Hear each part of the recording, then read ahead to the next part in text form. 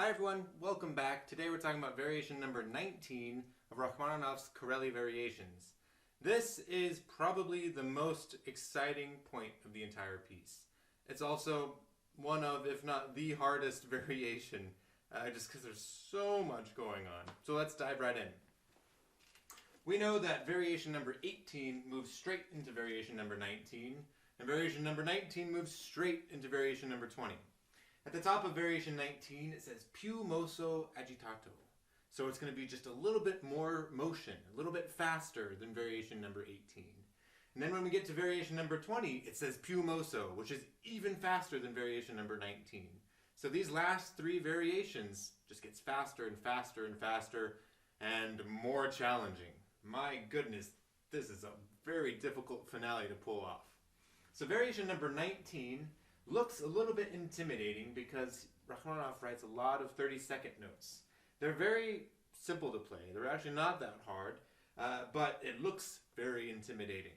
And the effect that he's going for is this chromatic movement moving around our main melody pitches. So if I play just the downbeat of every single measure, you're going to hear our melody.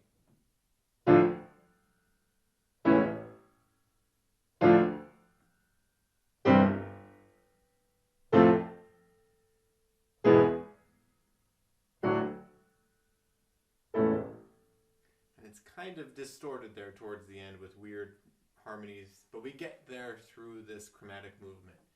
Now, if I add everything else going on, it's still a little bit complicated. So let's just add one more thing to the mix. I'm going to add every single beat now, still ignoring all of those 30-second notes. And we get this sound.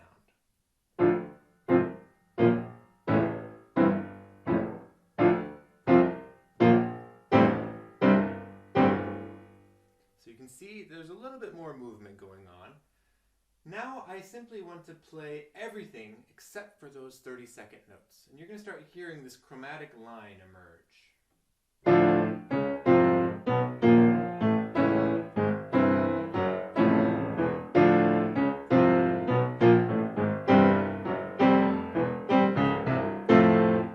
So you can tell on top of this melody, we're getting this. And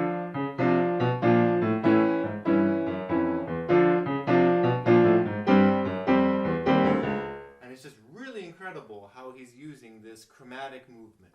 Now he highlights those chromatic notes by adding those 30-second notes, and we get this effect.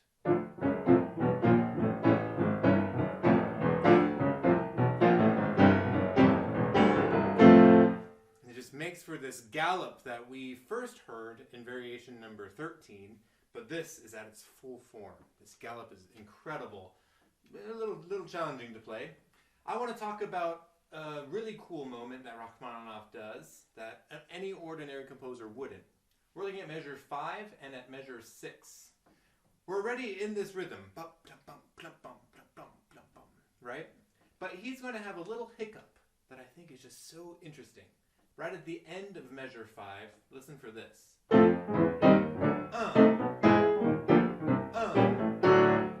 There's just that gap on a beat, on beat 3.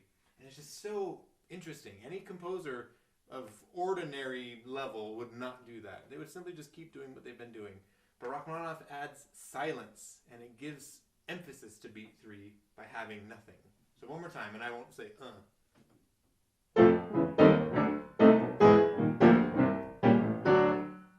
It sounds a little bit off, doesn't it? But it just is so cool, and I love it.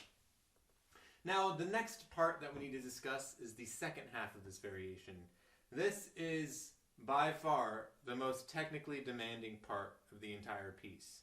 It just is so challenging. And all Rachmaninoff is doing here is chromaticism. Simply moving in either minor triads or major triads down chromatically. So if we look at my left hand, there's going to be this line that you'll see where every note is accented.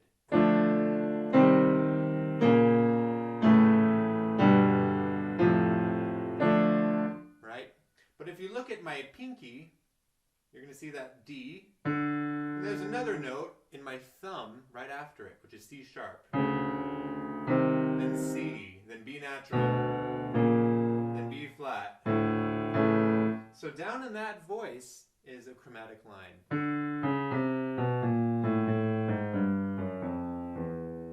It's just so incredible that he's able to get that chromaticism by constantly changing octaves. So together, the left hand sounds like this. And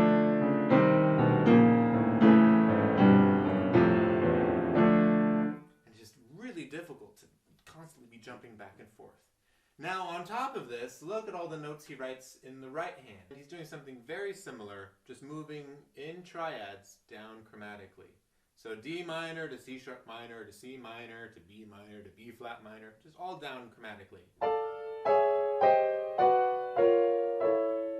And it just makes a cool effect, but it's Rachmaninoff, so he has to take it one step further.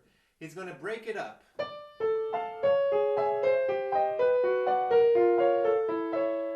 And now, instead of just breaking it up in one octave, he's going to spread it across 2 octaves. So you have the first harmony here, and then C sharp minor, but up an octave.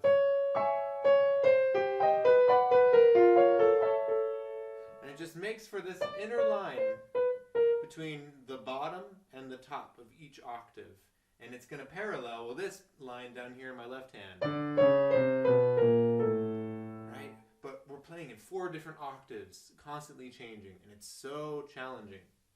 The next level that he goes to is he doesn't change these notes at the same time.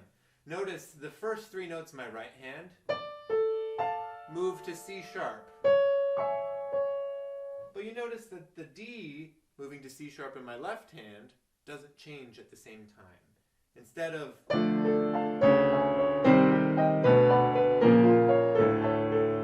that feeling, the left hand is always a little bit late.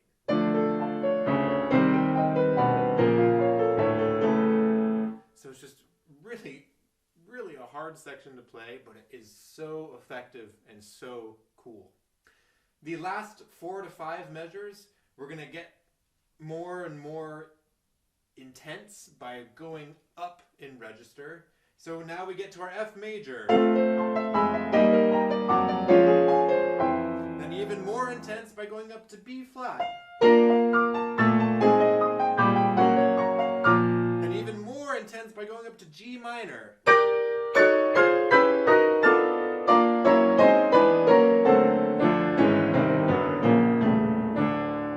And then finally, through these chromatic lines,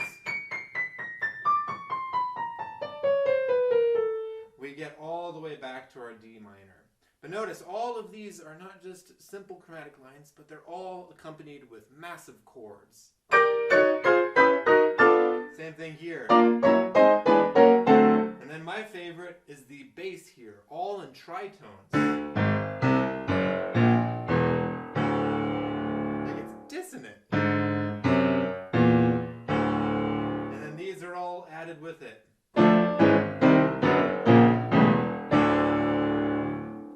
It's just such an incredible way to transition into variation 20, the last variation. Those low Ds, they belong to the next variation. It's just, I don't know.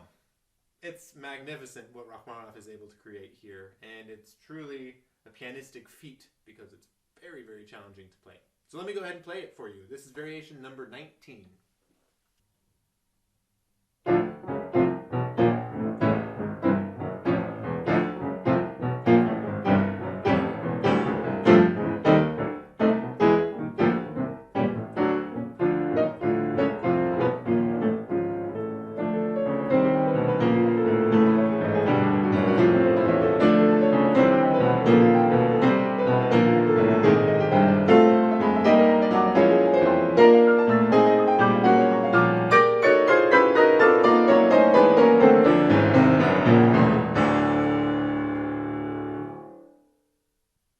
So that is variation number 19. It is the most technically demanding moment of the piece thus far.